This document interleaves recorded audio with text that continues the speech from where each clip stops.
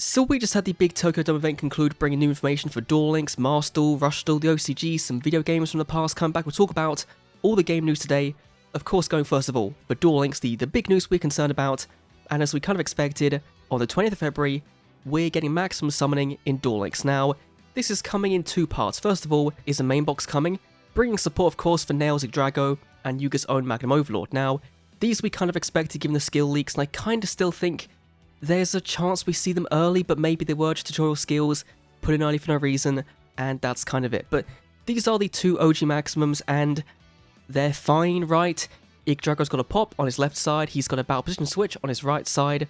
For the Magnum Overlord, he just becomes really, really big. And of course, the shared thing is they both have trap destruction prevention, so things like widespread, they're not going to work on these guys. And also, they can't be put in defense mode when they're used as their big maximum mode, right? They can't be in defense mode as individual pieces, they can be, but as their big summon, they can't. So Shield and Sword, your Yamarula deck, they're really going to struggle against maximums. But that's not the big thing.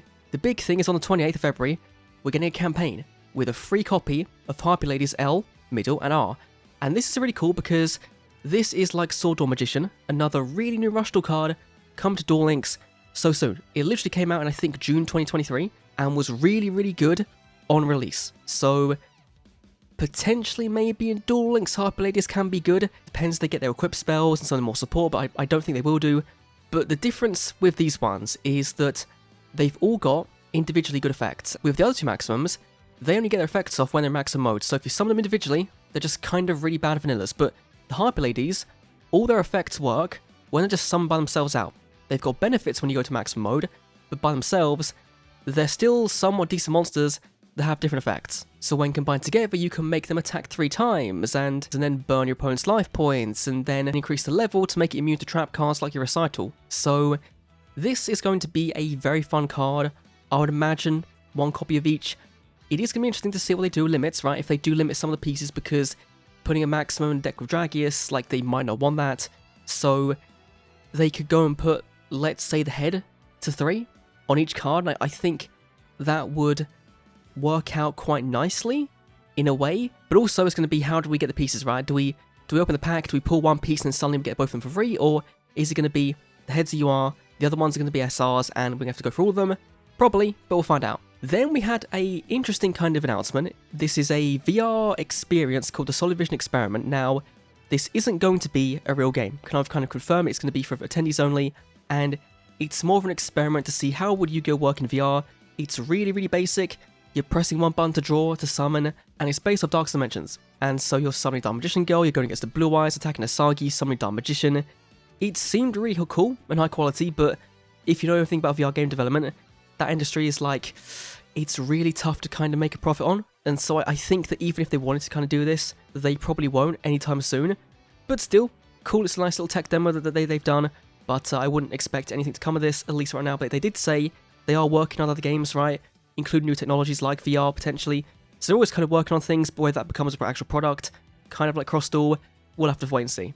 Then, some really big news for me personally is a Game Boy and Game Boy Color collection called YuGiOh The Early Days Collection.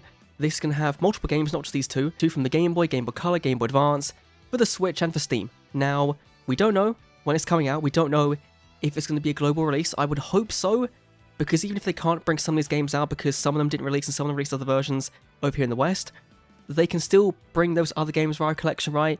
It's going to be emulation, so hopefully M2's on it. That'd be really cool if they are, but this could be really cool. You know, we've seen Konami do collections for Metal Gear, which wasn't amazing, but that was PS1, PS2. They did the Castlevania ones, the Ninja Turtle ones, both of them were really good. GBA, GBC, NES kind of games.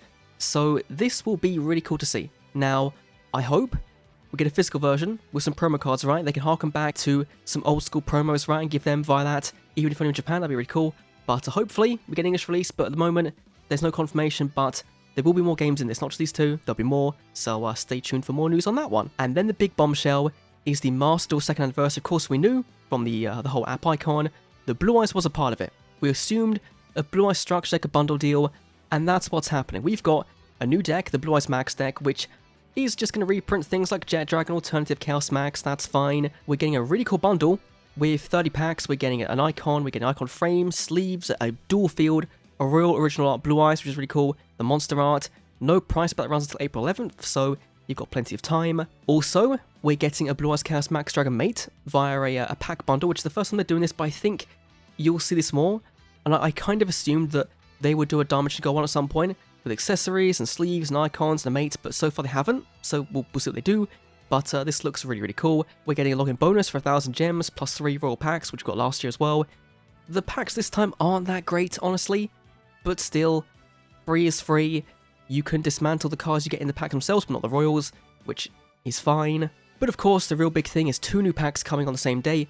The first one is a reprint pack named Champions. It's got things like Barone, Access Code Torque, Labyrinthine, some key cards and Master and YuGiOh history that are really good for new players, and I think in this one as well, there might be some alt-art cards coming. Fingers crossed, we'll have to wait and see.